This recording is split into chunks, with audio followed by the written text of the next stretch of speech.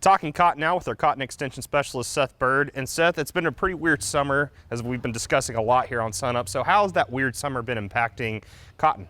I mean, it's been fairly beneficial, to be honest. You know, we've had some cooler weather to start, and I know we talked earlier in the summer and we were worried about being behind. And we're still behind. You know, cotton never really catches up. It can make some visual compensation, but it's still a little behind where we'd like to see it at this point. But coming out of July, we had a really warm end of the month. Across the state, you know, the crop's generally in probably early to mid bloom right now. And we've had, in a lot of places, not everywhere, but in a lot of places, we've had enough moisture to really drive this crop a lot of the way on just rainfall. So that's been pretty beneficial for us. We'd like to see it continue the warm spell and get some more rain through August to help us out. Yeah, the last time we spoke, you said that one thing that you were dealing with also was some insect pressure. So how is that looking? We've had more flare-ups of different insect pests this year than I think I've seen in my short time in Oklahoma. So there's been flare-ups of a variety of things. Early season, we were dealing with thrips, and we even had a lot of wireworm incidents across Oklahoma. And then as we moved into the squaring stage, we started seeing both flea hoppers and plant bugs. But we've kind of survived a lot of it. I know there were a lot of sprays made. I know folks were diligent in scouting and making proper timely applications to help us protect the crop. And anytime you've got a crop that's immature or behind on the calendar, retaining fruit and protecting fruit is the only way to really mitigate that lost time we had early. And so I think we've done a good job of that. And so now we're in full bloom in most of the crop, or at least early bloom. And so now we're worried about stink bugs. There's usually stink bug pressure somewhere in the state every year. So scouting for that and making timely applications is going to be just as important to protect the fruit.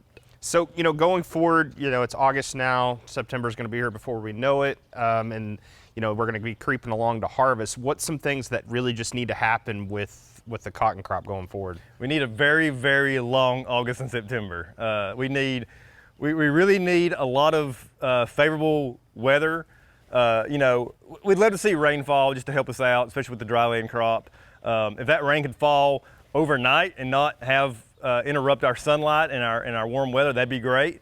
But yeah, we just really need to sort of make up some ground on what we experienced early in the season. And if we've got good fruit retention, and if we've been able to protect against, you know, losses due to pests, you know, a warm August, a warm September can really help drive that fiber development. And as long as we got good fruit retention, we can hopefully still have a crop that turns out mature, you know, by the end of the day.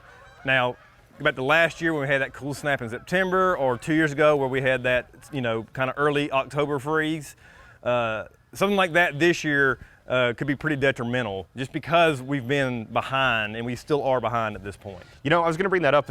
Are there things that producers can kind of keep in, like, you can't predict the weather, Yeah. but just kind of prepare for something like that in regards to just managing the crop, maybe defoliation or stuff like that? Yeah, I mean, I think you got to manage for pulling that trigger early all year long, and that's why we really talk about, you know, we don't like to, compared to other areas of the Cotton Belt, we don't like to see in short season environments big applications of fertility go out.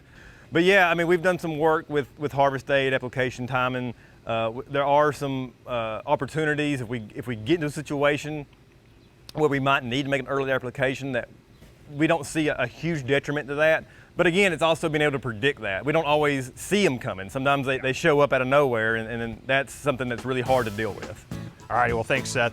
Seth Bird, Cotton Extension Specialist here at Oklahoma State University.